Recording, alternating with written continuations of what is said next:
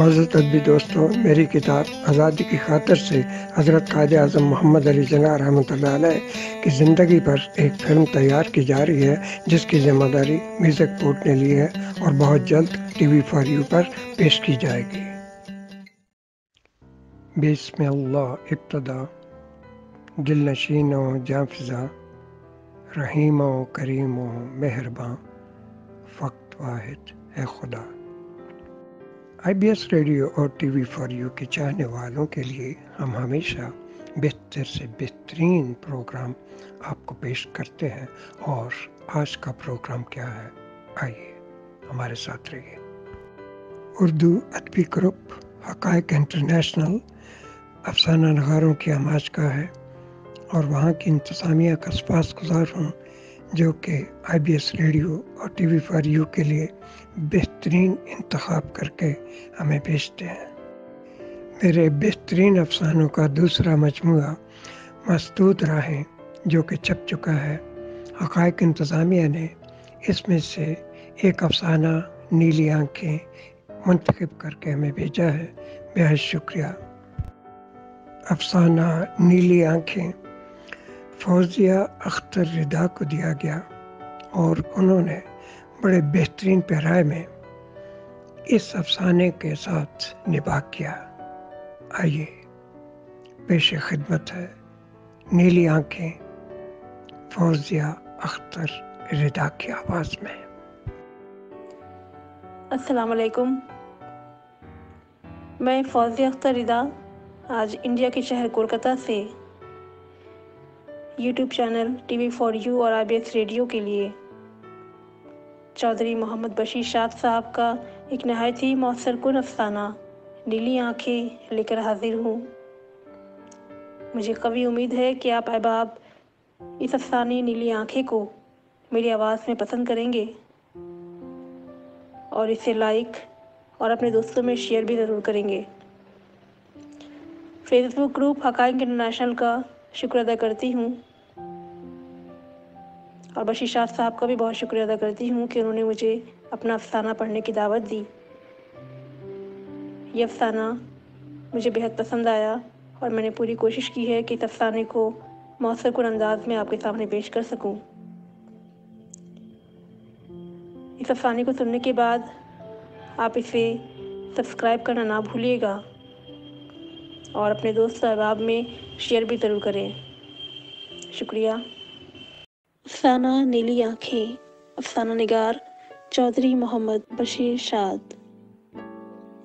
ایک چھوٹے سے بند کمرے میں مقید رات کے سناٹے میں، یخ بستہ تندر تیز سینے کے اندر اتر جانے والی برفیلی ہواؤں میں وہ دونوں ہاتھ سر کے نیچے لے جا کر چھت کو گھورتا رہا۔ کتنی دیر تک لامتناہی سلسلے دماغ کے خلیوں سے نکل کر مختلف اشکال بناتے رہے۔ ہر چہرہ پہلے سے یکسر جذبات سے عاری ہوتا نظر آیا۔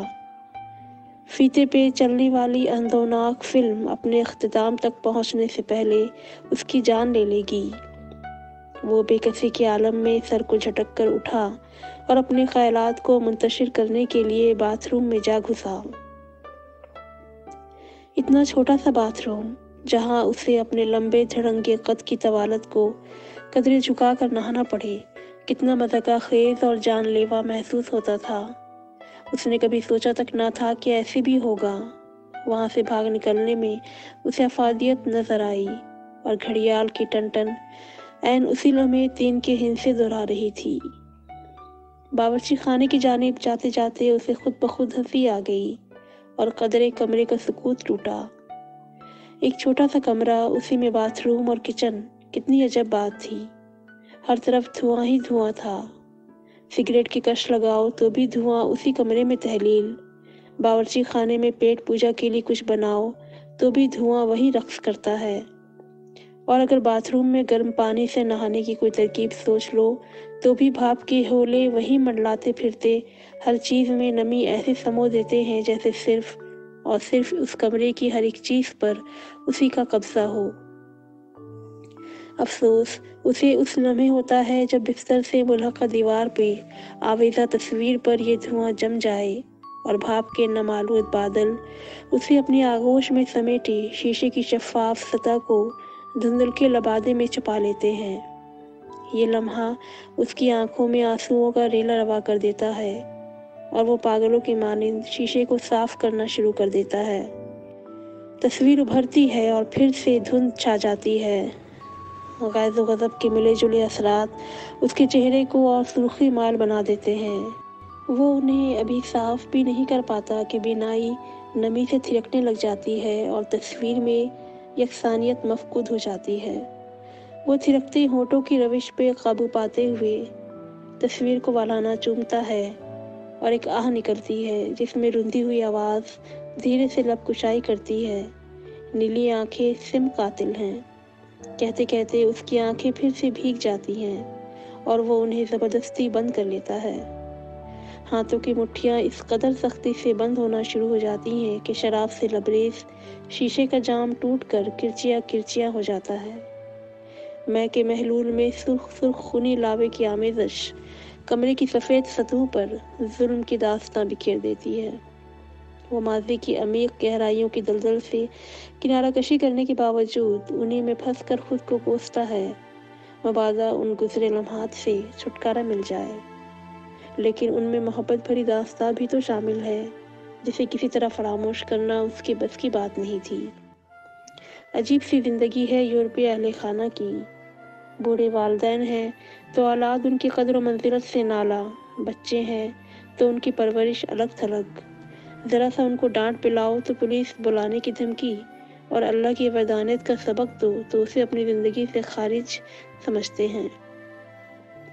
خاوند خراٹے لے تو بیوی کی شکایت پر عدالت علیحدگی کا پروانہ جاری کر دیتی ہے۔ گھر گرہستی کا نظام درہم برہم ہے۔ کوئی ایک دوسرے کی بات برداشت جب نہیں کرتا تو میاں بیوی کا رشتہ ختم ہونے کے باوجود آزادانہ قائم رہتا ہے اور وہ اپنی اپنی زندگی کے ڈگر پر گامزن رہتے ہیں۔ جب دل چاہا مل لیا، جب دل چاہا چھوڑ دیا۔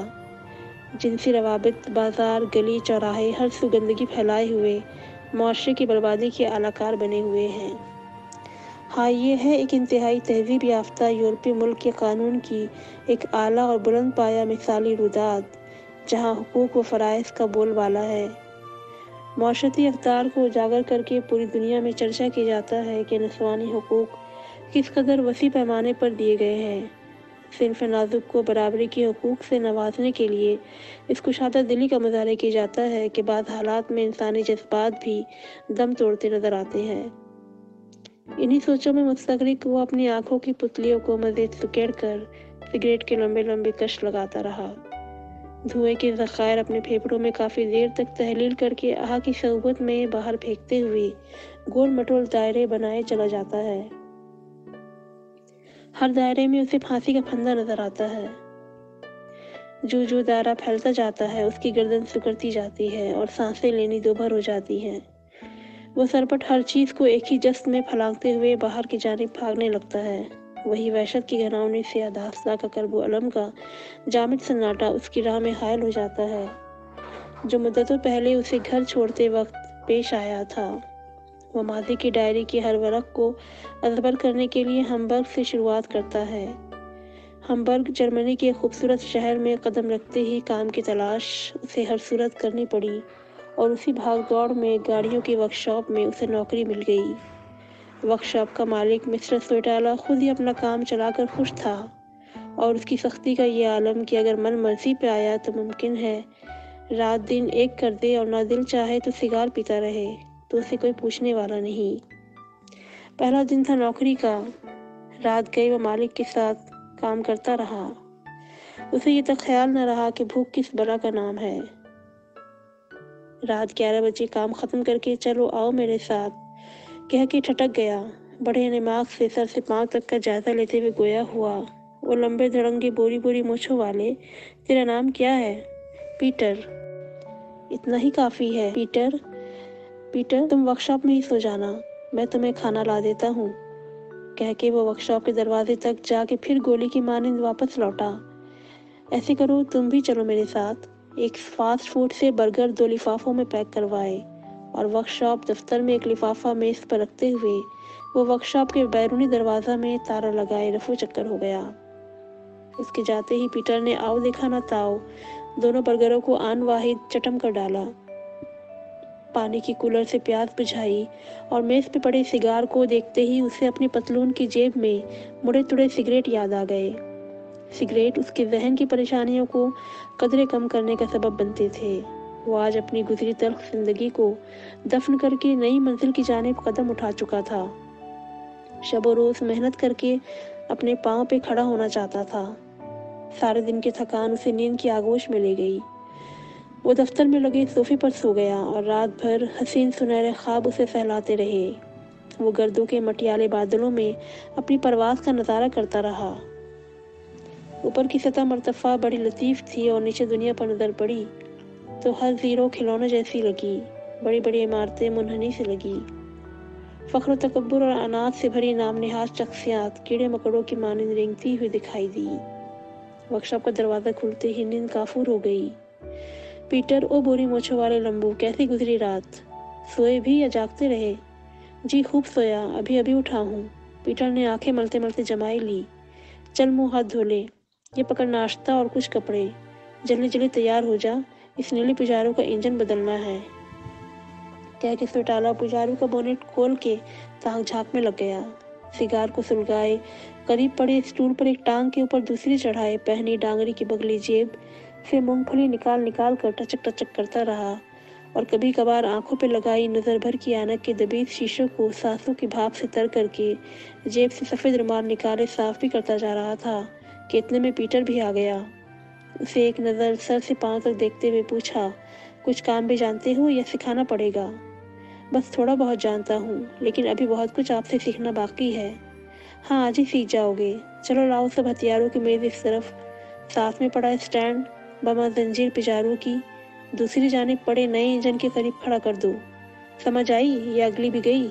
लाओ जल्दी करो।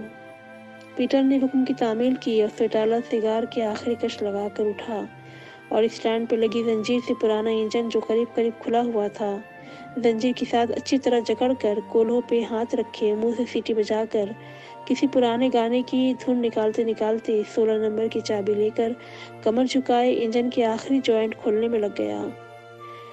पीटर उसे बगौर देखता रहा और उसकी आवाज़ आई, चलो आहिस्ता आहिस्ता जंजीर में लगी गरारी के हैंडल को घुमाओ।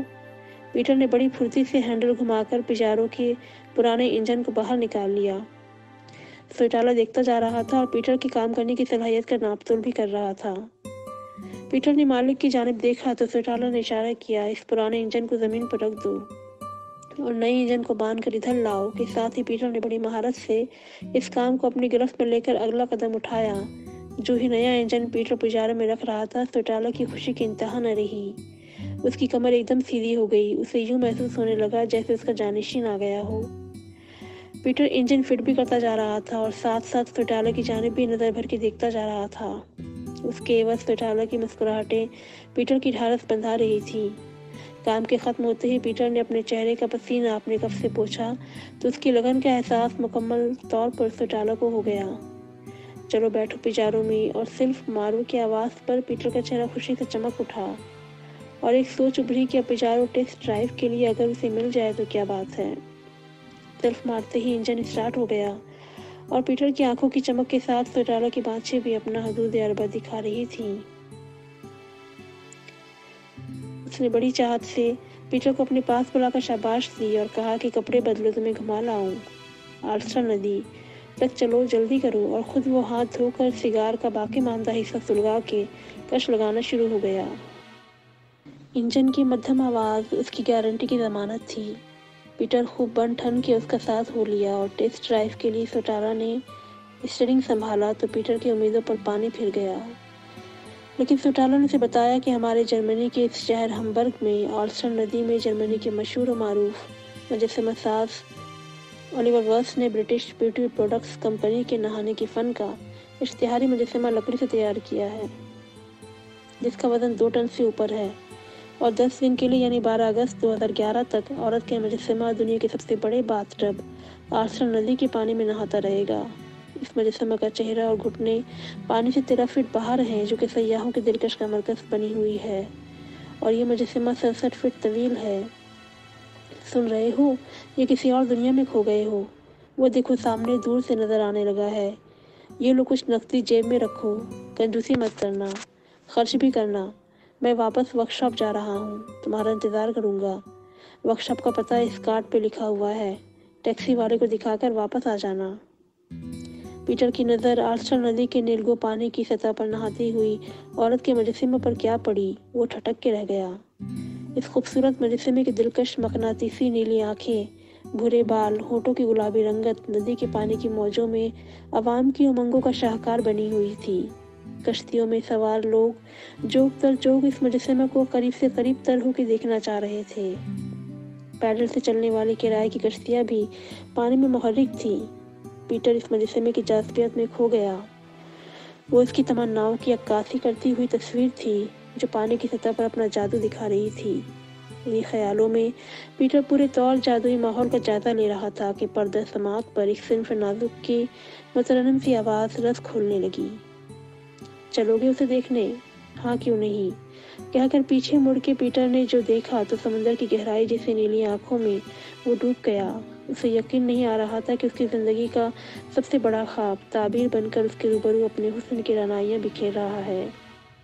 वही बुरे बाल, नीली आंखों की मकनातीसी कुव्वत, खून जैसी गर्दन, तवील शरीरा मरमरी बदन। और आप मेरे साथ पैडल कश्ती पर चलेंगे?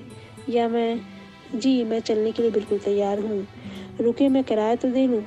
पीटर के मुंह से अल्फाज अभी अदा ही हुए थे कि लड़की ने बड़ी शाइस्तगी से कहा कि वो चलने वाली बात करे, क्योंकि और कश्ती नहीं मिलेगी। इस कश्ती का किराया वो अदा कर चुकी है। कि साथ ही वो आगे बैठ गई और पीटर पिछली सीट पर दोनों पैडल घुमाते पानी में अपना सफ़र तय करने लगे। पीटर अब मुजस्समे से ज़्यादा कुदरत के इस हुस्न में जज्ब होके रह गया। कब से एक तख़य्युल दिलो दिमाग पे हावी था, जिसकी अचानक इस तरह रुनुमाई हो गई। उसे यकीन नहीं आ रहा था। कई बार उसकी लंबी लंबी टांगे पैडल मुहर्रिक करते हुए उसके जिस्म से टकराई, तो माफ़ी चाहते हुए उससे हमकलाम होने पर उसकी शीरी गुफ्तार में हल्की हल्की मुस्कुराहट भी शामिल हाल थी, जो दिल दिमाग की आसूदगी का बास बन रही थी। जो ही मुजस्समा के करीब पहुंचे तो उसको देखने की तलब कम से कम होती चली गई, क्योंकि दूर से उसके पानी पे तैरने की तस्वीर एक ख़ास तस्वुर पेश कर रही थी। वहाँ उसके करीब पहुंचने वाले सब उसका हर जाविये से भरपूर जायजा ले रहे थे, और पीटर अपने साथी की खूबसूरती के हर रंग को अपने दिमागी खलियों में समोकर दिल में मुक़ीद कर रहा था। मबादा यह मौका फिर मैसर आए ना आए। है तो जर्मन शहरी, लेकिन उसका नाम क्या है, किस जगह रहती है, और क्या ये मुझसे दोस्ती कर सकेगी, जिसे अभी तक खुद का नहीं पता कि उसका अपना ठिकाना कहाँ है। उसने सर को झटका दिया और सब हसीन लम्हात एकदम चकनाचूर हो गए। उमंगों का महल जैसे खंडर में बदल गया हो। वो एकदम खामोश हो गया। साथी का चेहरा वो बार बार देखे जा रहा था, जो अपनी खुशियों, मसरत व शादमानियों में मासूमियत के नामतनाही रंग हर सू बिखरे जा रहा था। वो उस वक्त खुद को दुनिया का खुशकिस्मत तरीन फर्द समझ रहा था, जिसे यह लम्हात में असर आए। वापस साहिल पे आके हाथ मिलाते ही पीटर मुल्तजी निगाहों से गोया हुआ, माफ़ कीजिएगा, सफ़र पे गामज़न होने की इतनी जल्दी थी कि हम एक दूसरे का नाम तक न जान सके। मुझे पीटर कहते हैं, और आपका नाम पूछ सकता हूँ? हाँ, क्यों नहीं, मेरा नाम रोज़ है, और प्यार से सभी रोज़ी कहते हैं। इसी शहर में रहती हूँ। और आप? जी, मैं भी अभी नया नया इस शहर में आया हूँ। अच्छा, तो इस मुजस्समे को देखने के लिए कहाँ कहाँ से सैयाह आए हैं कि बैनन आल्स्टर लेक होटल हाउसफुल का बोर्ड लगाया बैठा है। मिस रोज़, अगर आपके पास थोड़ा वक्त है तो आइए, कुछ खा पी लें। माफ़ कीजिएगा, मुझे नहीं पता था आप यूँ अचानक हमारे साथी बन जाएंगे। दरअसल मुझे और कहीं वादे के मुताबिक जाना है, और इसमें वक्त बहुत कम रह गया है। चलिए, कल इसी वक्त यहाँ फिर मिलते हैं। बाय। पीटर को अपनी बिनाई पर यकीन नहीं आ रहा था। जहाँ उसके मिलने की खुशी मैसर आई थी, उससे बढ़कर उसके जाने का मलाल भी हो रहा था। उसे उस नदी में तैरते मुजस्समे में कोई दिलकशी महसूस नहीं हो रही थी। वो टैक्सी वाले को कार्ड दिखाकर वापस वर्कशॉप पहुंचा, मगर निढाल। फिर भी ज़बरदस्ती चेहरे को हर्षाश बर्षाश बनाए वो स्वेटाला के सामने जो ही आया, तो स्वेटाला उसे गुड बाय कह के चला गया। रात जैसे तैसे गुजर गई। नींद किए बगैर सूरज की किरणों ने सोटाला की आमद का बगल बजा दिया। सोटाला ने पीटर के चेहरे को देखते ही न जाने उसे क्या सूझी कि खुशी में झूमता सफेद हाथी का बच्चा लग रहा था। पीटर के बिल्कुल करीब आकर अपना भारी भरकम हाथ पीटर के कंधे पर रखकर खिलखिला के हंसने लगा। चलना में वो वर्कशॉप का मालिक हरगिज न लगा और पीटर ने उस हंसी की वजह तस्मे जाने बगैर लाशौरी तौर पर खुद भी हंसना शुरू कर दिया। वो और भी बाँछें फैलाकर फेफड़ों की हवा को खारिज करता रहा और ऐन उस वक्त जबकि एक कार वर्कशॉप के गेट पर आई तो यकलख्त निहायत संजीदा होकर वो पूछ रहा था, तुम कल नदी में उस लड़की के साथ थे, लंबो मच्छल? पीटर अभी हूँ हमें लगा हुआ था कि रोजी कार से उतरकर पीटर पे उचटती निगाह डाले बाप की तरफ देखने लगी। बाप अपनी बेटी रोजी की निगाहों का ताक़ुब करते हुए फिर पीटर को देखकर मुस्कुराया और अपना सिगार सुलगाकर रोजी से गोया हुआ, यही है ना लंबू जो कश्ती में पैडल चलाते हुए तुम्हारे बदन से टकरा रहा था? चलो लंबू, रोजी की गाड़ी की सर्विस करो और जाओ घूम फिर आओ, लेकिन रोजी को तंग नहीं करना और जहाँ ये कहे वही जाना। पीटर गाड़ी की सर्विस में लग गया और बाप बेटी दफ्तर में बातें करते रहे। पीटर ख्वाहिश के बावजूद बाप बेटी की बातें सुनने से कासिर था। कार की सर्विस दोनों बाप बेटी दफ्तर से बाहर आ गए और पीटर कपड़े बदल रोजी के साथ हो लिया। रोजी और पीटर एक बार फिर नदी के किनारे एक दूसरे की मजीद पहचान में मगन थे और रात हो गई। रोजी गाड़ी चलाती हुए कह रही थी कि क्लब में चंद दोस्तों से मुलाकात करके वापस वर्कशॉप चलेंगे और पीटर ने मुस्बत में सर हिला दिया। क्लब के गेट के सामने कार पार्क करते ही बहुत से दोस्तों से रोजी ने पीटर की मुलाकात कराई, मगर एक खलंडरे हीरो से तारुफ करवाते हुए रोजी ने कहा कि ये हमारा सबसे अजीज दोस्त है और हम एक दूसरे के दुख दर्द के शरीक हैं। के साथ ही रोजी ने सबको अलविदा कहा और यूँ वापस वर्कशॉप में पीटर को छोड़कर बाप बेटी घर चले गए। पीटर मेज पर रखे खाने की लज्जतों से हमकिनार होने लगा और उसे रोजी और सोटाला पे बहुत प्यार आया, जिन्होंने इसे घर का एक फर्द जाना। ऐ काश रोजी की वालदा भी जिंदा होती तो रौनकें और दुबाला हो जाती। अभी सोने के लिए ताने बाने बुने जा रहे थे कि मालिक वर्कशॉप में फिर आ गया। निस्फ शब का आलम और हुक्म हुआ, चलो मेरे साथ घर, रोजी इंतजार कर रही है। वो लंबू क्या जादू किया मेरी इकलौती बेटी पर। चलो आओ के साथ ही पीटर सर झुकाए जीप में बैठ गया और अपनी खुशकिस्मती पर नाज करने लगा। क्या रोजी उसे पसंद करती है? ये सोटाला का कोई फैसला रोजी कबूल करने वाली है। सोटाला की सीटी की धुन खत्म हुई तो घर आ गया। रोजी इधर आओ, अभी सोना नहीं, इधर आओ मेरे करीब, और तुम भी इधर बैठो लंबू। अब सबसे पहले तुम बताओ पीटर, रोजी तुम्हें बहैसियत बीवी पसंद है? पीटर ने उसे खुशदिली से कबूल किया। जो ही रोजी से पूछा तो उसने भी सर को हिलाकर इकरार कर लिया। इसका मतलब है तुम दोनों घर संभालो, कल शाम कलीसिया में करो शादी और एक हफ्ता भर की मुझे दो छुट्टी। मैं आ जाऊंगा तो तुम दोनों हनीमून मना आना। रोजी शर्माकर अपने कमरे में चली गई और सोटाला पीटर को उसके कमरे तक छोड़ के अपने कमरे में चला गया। पीटर ने करवटें बदल बदल के अपने जज्बात पे काबू पाने की बहुत कोशिश की, लेकिन कहाँ और यूँ दूसरी शब भी गुजर गई। सोटाला ड्राइंग रूम के फ़ोन से सबको दावत दे रहा था। घर में गहमे गहमे शुरू हो चुकी थी। पीटर को रोजी के दोस्तों ने अपने घर से तैयार किया और रोजी अपने घर से दुल्हन बन के कलीसिया पहुंची और उसी लम्हे हॉर्न बजाती कारों का काफिला दुल्हा को ले आया। रस्म रवाज के मुताबिक शादी सरंजाम पाई। एक रेस्टोरेंट में अशाइया रक्स व मौसीकी निस्फ शब से तजावज़ कर गई तो दुल्हा दुल्हन को कमरा रूसी में पहुंचा के सब मेहमानों ने अपने अपने घरों की राह ली। एक नई जिंदगी का आगाज हुआ। रोजी के चेहरे पर फूलों की सी रंगत नुमाया थी। वो उसे एकटक देखे जा रहा था। हाँ, यही है उसके ख्वाबों की ताबीर। पीटर आवाज़ सुनते ही फौरी बाहर आया। सोटालो से कह रहा था कि अब काम नहीं करना, ये लो जीप की चाबी, मेरी तरफ से शादी का तोहफा, और सुनो एक मर्द पर घर की बहुत जिम्मेदारियाँ होती हैं। अब रोजी तुम्हारी बीवी है और ये घर भी उसी के नाम है। लो हमारी बेटी रोजी भी आ गई। तुम्हारे बैंक में तो काफ़ी रकम है और ये लो पीटर, ये रकम तुम्हारे हनीमून के लिए अपने हाथों से खर्च करना। सोटाला ने दोनों को प्यार करके घर से कदम बाहर निकाला। पीटर ने अपनी बीवी को एक नज़र देखा तो वो शर्मा के फिर कमरे में चली गई। पीटर भी पीछे पीछे कमरे में पहुंचा तो वो आंखें मूंदे नींद की आगोश में चली गई। पीटर ने अपना और रोजी का टिकट हनीमून के लिए अभी से बुक करने की ठान ली। वो उसे यूनान के दिलकश साहिलों की सैर कराना चाहता था। जीप लेके निकला, टिकट 12 दिन बाद के बुक करवा लिए और फिर वर्कशॉप में चला गया। वहाँ की सफाई करते करते उसे 2 घंटे लग गए। दिन के 12 बज चुके थे। उसने घर फ़ोन किया। रोज़ी ने उठाया। कहाँ हो? पीटर की गनुदगी से लबरेज दिलकश आवाज़ सुनकर उसने बताया कि बस 2 बजे तक घर आ जाऊंगा और खाना भी बाहर कहीं खाएंगे। ठीक है, कह के रोज़ी ने फ़ोन बंद कर दिया। उसने वर्कशॉप की हर चीज़ को चमका के रख दिया। जो ही वापस घर आया तो रोज़ी को घर ना पाकर परेशानी लगी तो ज़रूर, लेकिन फिर ख्याल आया कि मुमकिन है कि कुछ खरीदने बाहर गई हो। जीप गैराज में बंद करके वो बैरनी दरवाजे को कुफ लगा के एक तरफ बैठ गया ताकि जिन जैसी आवाज़ निकाल के रोज़ी को डराया जाए। लेकिन जो ही रोज़ी दरवाज़ा खोल के अंदर आई तो वो खुद परेशान हो गया। सर के बुरे बालों की जगह काले बाल। रोज़ी ने पीटर को देखते ही आप कब आए कहा तो उसके चेहरे की परेशानी भांप ली। सच सच बताना, ये काले बाल कैसे लग रहे हैं? पीटर ने ऊपर दिल से अच्छे हैं कहा ही था कि उसने काले बालों की विग उतार के हंसना शुरू कर दिया। और अब बताओ ये बाल कैसे लग रहे हैं? पीटर हंसते हुए कहे जा रहा था कि ये तो असली हैं, हम इन बालों को अब जानते हैं।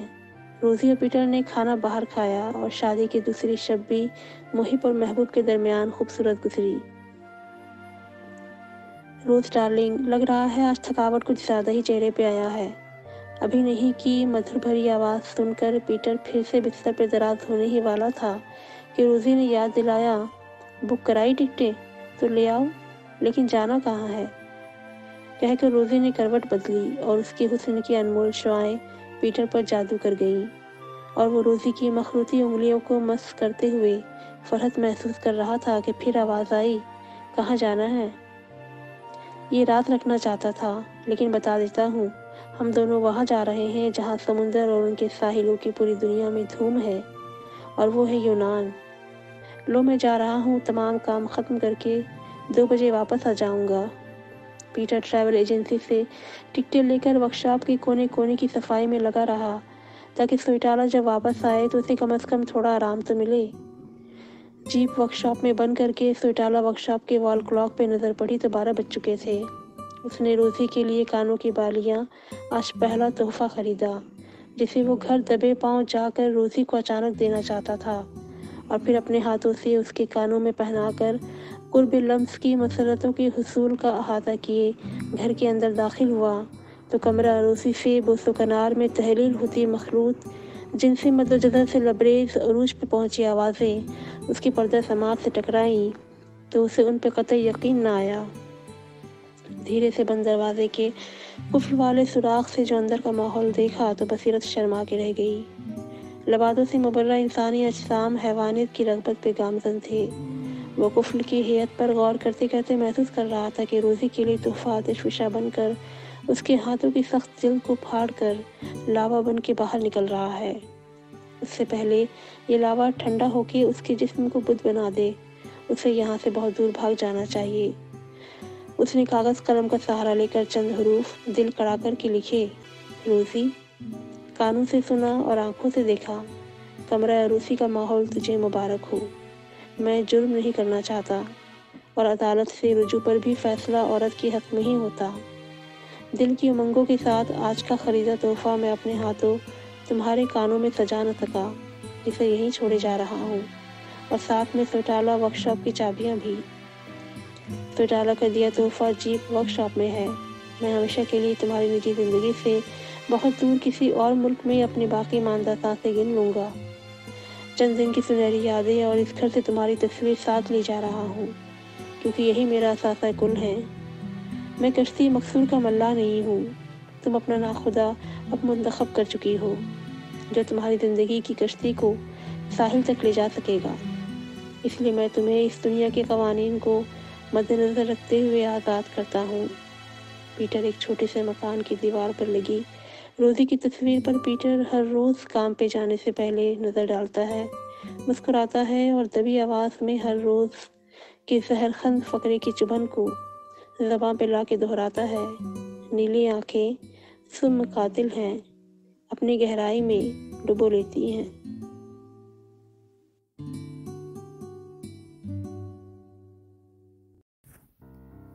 قابل صد احترام ادبی دوستوں، آداب و تسلیمات۔ میں ہوں RJ سندس حیات۔ جناب بشیر شاد صاحب کا افسانہ پیام آخر آپ میری آواز میں سن پائیں گے۔